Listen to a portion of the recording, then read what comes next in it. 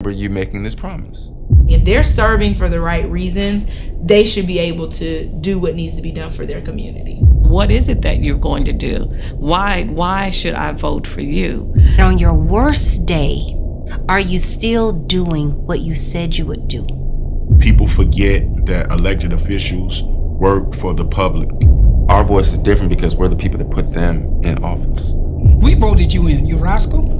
And the truth of the matter is, you got 4 years to give us something that looks like what we were seeking or what we're asking for, or we will remove you. And then when they're elected and they don't do it, he says, sir, I need you to know that me and my church will never vote for you again.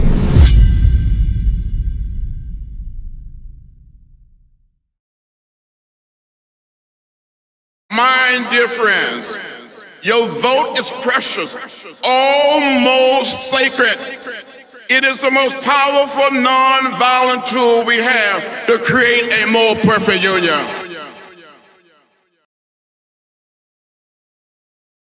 If you really understood the power of your voice, you would take elections seriously. Not just the presidential election, but all elections. I know a lot of people believe that it's just a joke. This whole politics thing, it's a joke. This whole election is just a form of entertainment.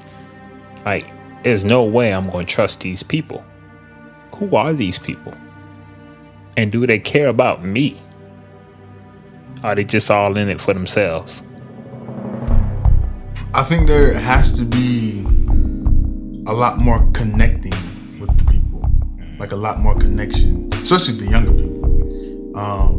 Because I'll tell you now, a lot of us really are oblivious to the fact of, I was, because a long time ago, I really did not think about politics at all.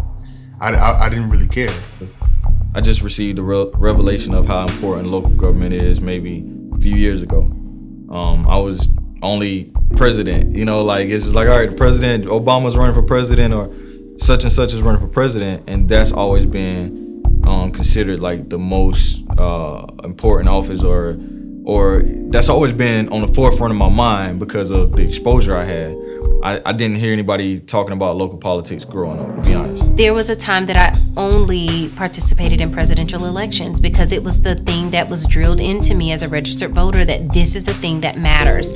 I didn't know any local elected officials. I didn't know how that impacted my life. I didn't understand how it impacted my life. So I'm sure if you look at my voter history along the way, I didn't vote in every single local election. And I am very transparent in saying that because I did not fully understand what it meant. Big elections are on TV. Big elections are on your radio. There's a whole bunch of advertisement. Every election is big. It impacts your life. But those are the ones when people start paying more attention. There's a presidential election coming up, so everyone's clued in to know, oh, you running too. Oh, you running too. But no, these are all individual elections. These are all individual people who are going to impact your everyday life. But there are special elections that happen. There are people who pass. There are people who have to move to another state. So therefore now their seat is vacated. That happened in Columbia last year. There was an election on New Year's Eve. How many people actually knew that and went to the polls on New Year's Eve or before to make sure that their voice was heard? As I looked into running for office and what that entailed, I still didn't fully understand. And there are lots of people who want to see change in their community, and they don't fully understand what that electoral and what that democratic process actually looks like.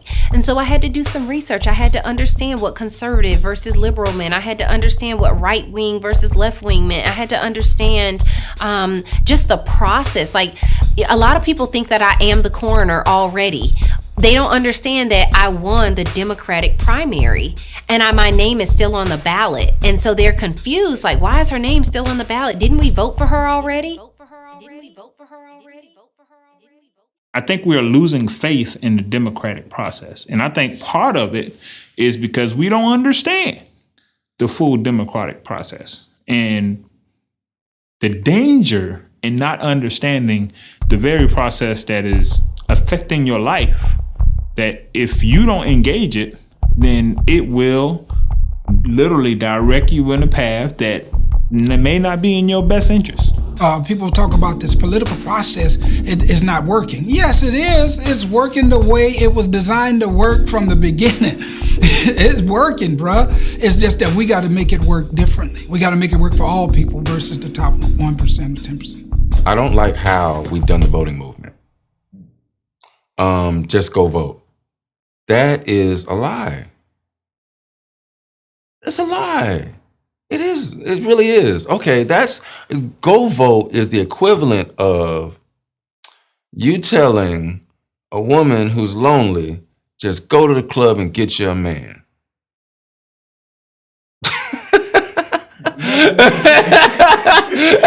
I mean, that's a lie. No, you have to research, you have to get to know, this is hiring.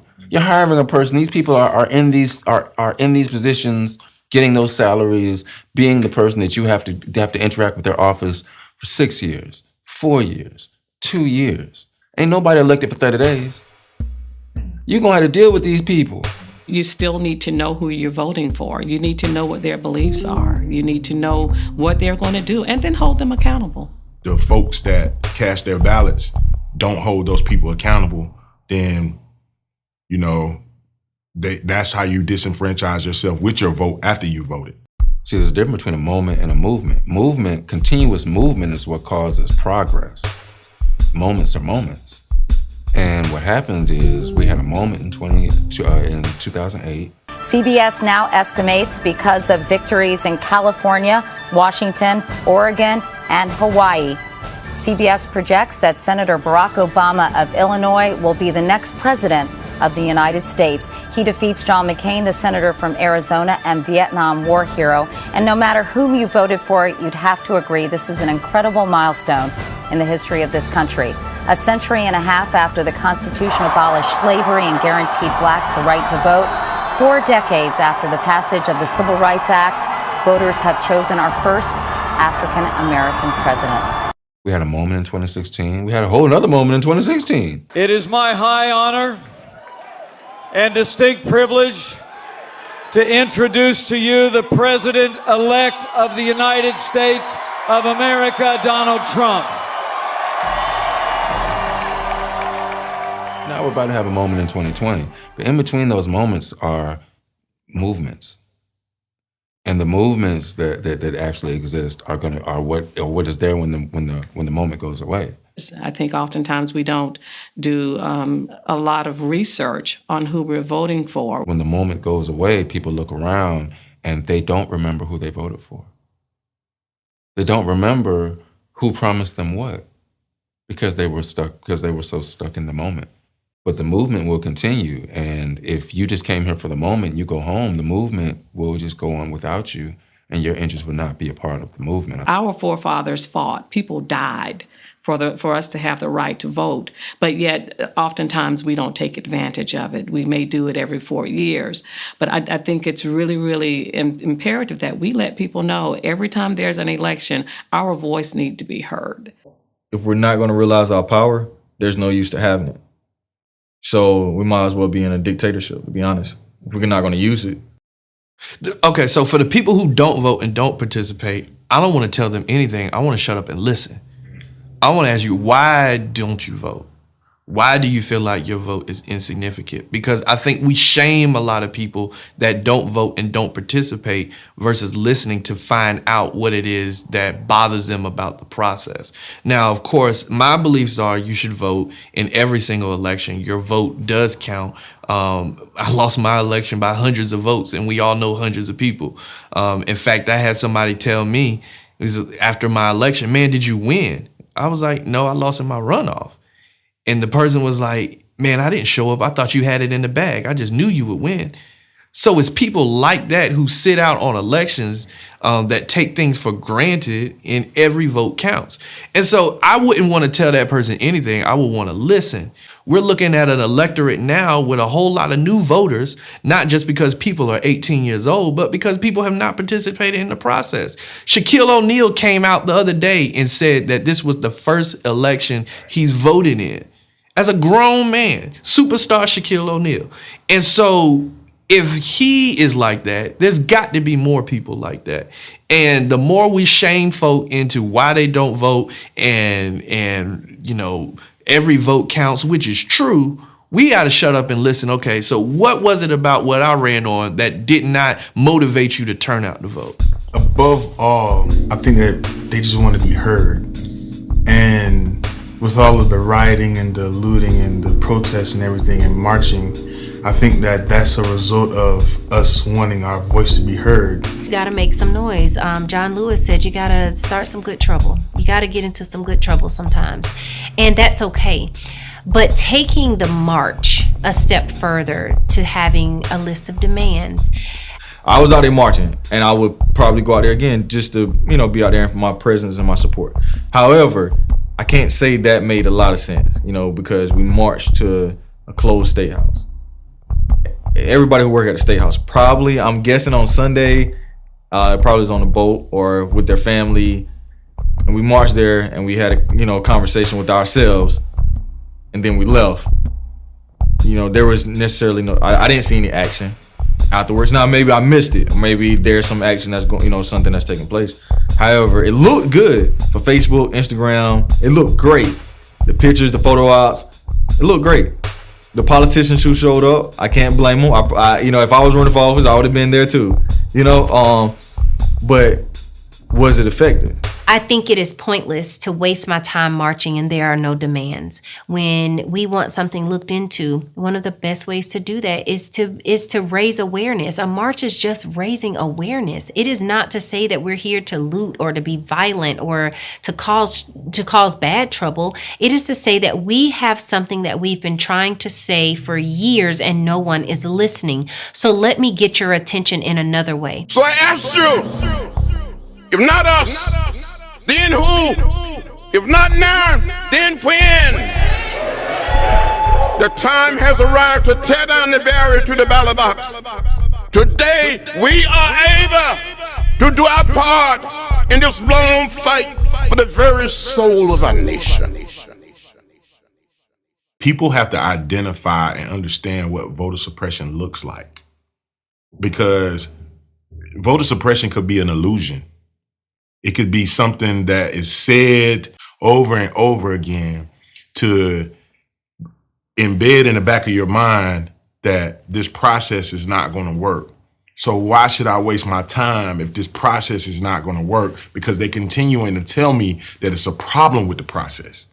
And those people that are spewing this type of rhetoric into our society, the people that support them are going to vote. They're not paying it any attention at all, because they understand that this system has been created. And as long as we follow and continue to do what we do that fits the system, we're going to be fine. The fear of our nation now, the fear of some in our nation now, is the people will speak. And so you got to do everything to pervert that process. These things are going to happen. You're going to have things on social media that's not accurate. You're going to have emails that are going to be coming that's not accurate. But unfortunately, that's just politics. But we want to make sure that you're talking with someone that you know can give you the right answer. They're trying to suppress. They're saying with the mail-in votes, all of that. It's wanting to get people to a level where they're uncomfortable in voting. An excuse not to do it. That's why I say remain focused. Remain focused. We have people in place that's making sure that the votes are going to be counted, the votes are going to be accurate. And so all we have to do is our part, which is to vote, and let everyone else know to get out there to vote. They understand the full power of vote. They know how elections matter. They know how elections can affect your everyday life. So they'll push their agenda and they'll suppress anything that comes against it. Voter suppression is a byproduct of elections, just like the Supreme Court. You beat voter suppression by winning elections. You win elections by overcoming voter suppression. Chicken and the egg. The very first election, it was a record number of African Americans elected to office in this country. The very first election after we given right. Do you think there wasn't voter suppression going on? You know, that's, you know, so voter suppression means that they make it hard. They can't make it impossible. You know what I'm saying? We have too many avenues as a community to make it impossible. If a person wants to have an excuse, anybody can find one. But to be honest, we have enough resources in our community, ready and able resources in our community that everyone can go vote. The most important thing that constituents can do is realize how important their one vote is. Really understand that your vote does matter. Your voice is important. That's why so much is being spent to either get you to the polls and vote or to deter you away from voting. Understand that the political process works. So make sure that you go out and vote. And not just that, stay involved. There are so many other things that you can do to be involved with the political process even after the election is over. There's so many ways that you can use your gifts and talents to be that change that you want to see. I'll shout from my advocacy place. You shout from your journalism place. Somebody else shouts from their political place. Somebody else shouts from their economic place. Somebody shouts, from the healthcare perspective. But if we all shout at this wall together, we all unify and come together quietly, under stealth. Don't let them know what we're doing. And when it's time to shout, all them walls will come down. That's a humanity, that's a nation, that's a vision that I believe in. So whatever it is, if you're worried about it, if you're concerned about it, if you're happy about it, find a way, find someone that you see on social media that you can just reach out to them. If someone reached out to me tomorrow and said, I want to do this, I'm going to give you an outlet. I'm going to tell you where to go to get more involved. But if anything, if you're upset, find someone who has that same passion for your anger. And you get with them to figure out what you can do to change the scope of what things look like. But I would really just encourage our generation, we've got to stop complaining. And we've got to use that to give us the energy to make a difference and to make a change. So if people do that, it'll be change made all over this world.